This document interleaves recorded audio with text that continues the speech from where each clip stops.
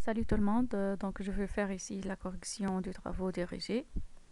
En fait, vous êtes demandé ici de déterminer la texture du sol. Et qu'est-ce qu'on a comme données?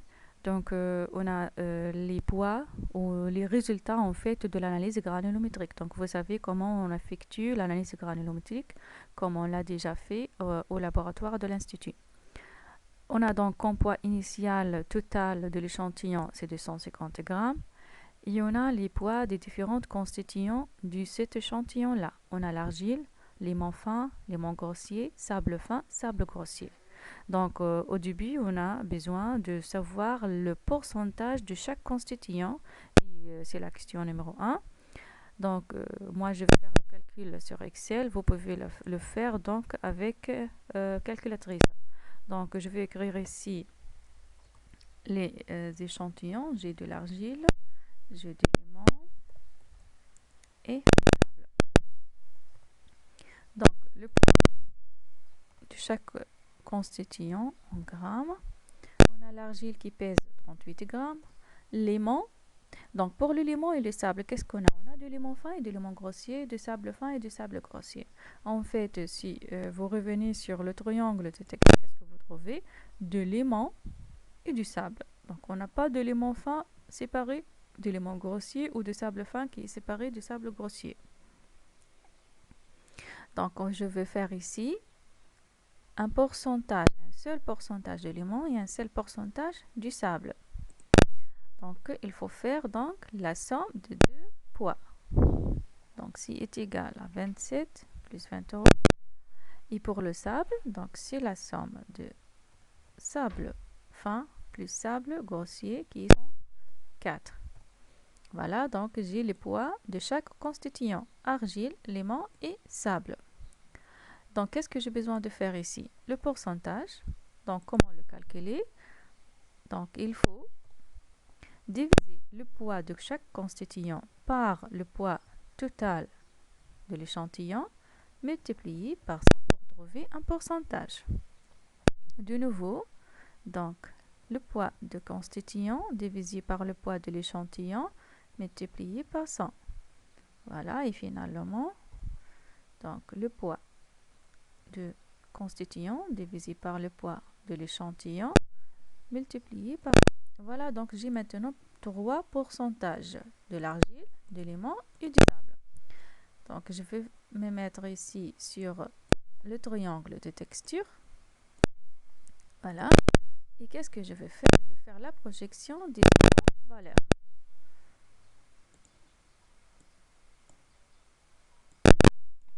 Alors, il faut savoir au début que la projection du pourcentage de sable se fait dans quel sens? Parallèlement au sable. Donc pour l'argile, la projection se fait parallèle au sable. Pour le l'aimant, la projection se fait comment? Elle doit être parallèle à l'argile. Et pour le sable, il est parallèle, ou la projection elle est parallèle à l'aimant. Voilà, donc l'argile parallèle au sable, l'aimant parallèle à l'argile et le sable parallèle au l'aimant. Je commence donc, je vais prendre ici une ligne. Où est les shapes? Ça sera plus clair. Voilà. Donc, qu'est-ce que je vais faire? J'ai 15,2% d'argile, soit disant 15%. Donc, j'ai 0, 10 et voilà le 15. Et comment je vais m'en aller? Donc, il faut aller parallèlement au sable. Donc, je vais tracer une ligne horizontale. À peu près, donc, voilà. Pour qu'elle soit plus claire pour vous. Voilà, donc, la projection de 15% d'argile, elle se fait parallèlement au sable. Deuxième projection, ça sera donc le pourcentage d'éléments. On a dit qu'il doit être parallèle à l'argile. Donc, le valeur commence au nom. Et j'ai 20%, donc 0, 10 et 20. Elle est ici, donc c'est plus simple. Doit être sur cette même ligne. Donc, cette ligne-là vous aide à faire la projection. Voilà, avec un autre valeur. Et puis, gras. Donc, j'ai la deuxième ligne qui représente le pourcentage de limon. Donc ici, on peut voir qu'il y a un point d'intersection qui est apparu. Donc et pour terminer et vérifier ce point-là, on va faire la projection du sable. C'est 65%. De nouveau, je prends une ligne ici. Et pour le sable, il faut commencer à lire à partir du droit. Alors j'ai 60 et 65 doit être ici au milieu. Je vais faire la projection, comment on a dit, parallèlement à l'aimant. Et là, un peu ici. Voilà. Avec un autre couleur. Et un épaisseur plus clair. Vous voyez maintenant qu'on a un point d'intersection qui est en fait la résultat de projection de trois pourcentages. Pourcentage d'argile, pourcentage de limon et pourcentage de sable.